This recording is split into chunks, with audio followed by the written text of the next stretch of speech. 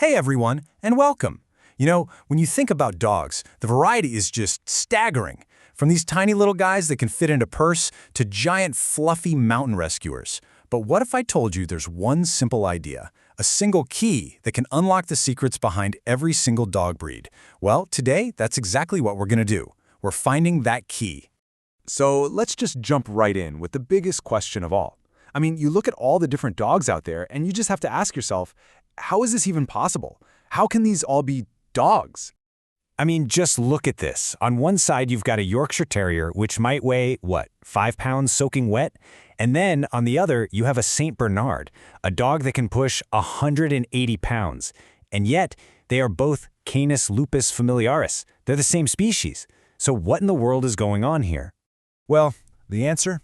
It all goes back thousands of years to our partnership with them. You see, when we domesticated dogs, we didn't just tame wolves. We started, very deliberately, to shape them, to mold them for jobs we needed done. And over time, that whole shaping process got really formal. We created what we now call breed standards. Honestly, the best way to think of these is like a blueprint. They're super detailed guidelines made to lock in specific traits, and not just what a dog looks like, but its personality and its instincts too. And that brings us to the most important point of this whole explainer. If you really want to understand why any dog looks and acts the way it does, you have to ask one simple question. What was its original job? Seriously, that one question is the framework for, everything. And wow, did we get creative. Humanity has pretty much created a dog for any job you can imagine.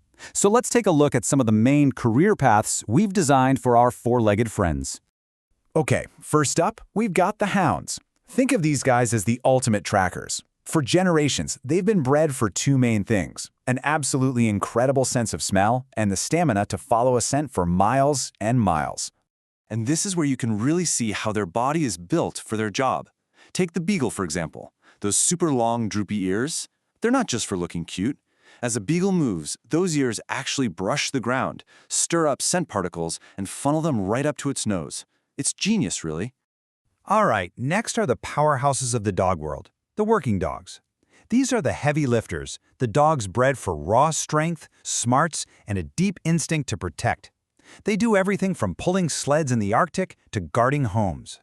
And a St. Bernard is a perfect example of a dog that kind of had a career change. So they were first bred to guard this monastery way up in the Swiss Alps, but people started noticing that their gentle nature, combined with their massive strength and amazing nose, made them perfect for a totally different job, finding and rescuing travelers lost in the snow. Then we have the athletes of the group, the sporting dogs.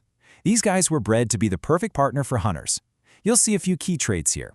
Tons of energy, a real desire to work with people, and, a lot of them absolutely love the water.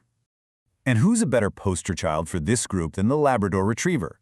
Everything about this dog is built for the job. They've got a water-resistant coat, a strong tail that acts like a rudder when they swim, and they're super smart, which makes them easy to train. All that, plus that boundless energy to just go, go, go all day long. Okay, so we've looked at the big categories. But this is where things get really fascinating. What happens when a dog's job description gets super specific? Let's compare two breeds that are both technically hunters, but are built for completely different worlds. So first, meet the Dachshund. Its name in German literally means badger dog. And that was its job. It had to hunt badgers, which meant it needed a very unique body. Short, powerful little legs, and a long, skinny body, so it could follow a badger right down into its burrow. Now, look at the Weimaraner, also a German hunter, but its job was totally different. It was bred to track big game, like deer, out in the open. So it needed speed, it needed stamina, and it needed a sleek, athletic build, basically the total opposite of the Dachshund. And this chart just lays it all out, clear as day. The size difference, the purpose. But look at that last row, easy to train. See, a Weimaraner needed to listen closely to its human partner out in the field. But a Dachshund, it was bred to go underground, alone, and make its own tough decisions. So when you think a Dachshund is being stubborn, it's not. It's just being an independent problem solver, exactly what it was designed to be. So, okay, why does all this history even matter to you today? Well, because understanding a dog's original job is without a doubt the best way to figure out which breed actually fits into your life. You're not just picking out a pet, you're kind of hiring a coworker for your lifestyle. And that means you have to ask some really honest questions, not just about the dog, but about yourself. Does your energy level really match up with a high-energy breed? Do you have the time, the money, and the know-how for their grooming or training needs? Is your home the right setup? It's all about making sure there isn't that heartbreaking mismatch between a dog's built-in instincts and the reality of your daily life. But really, it all circles back to that one core idea. The number one question is, does my lifestyle fit the job this dog was born to do? If you're someone who loves chilling on the couch, a sporting dog that needs to run for miles every day probably isn't the right fit, no matter how cute those puppy pictures are. Of course, let's be real. For most dogs today, that original job description is ancient history. Their role in our lives is changing, and it's changing fast. And this quote from our research really just says it all perfectly. For centuries, dogs were basically assets, right? They were tools for hunting or herding or guarding. But today, for most dogs, their main job is just to be our companion, to be a member of the family. And that leaves us with this one last really interesting question to think about. Our world is changing, and our needs are changing right along with it.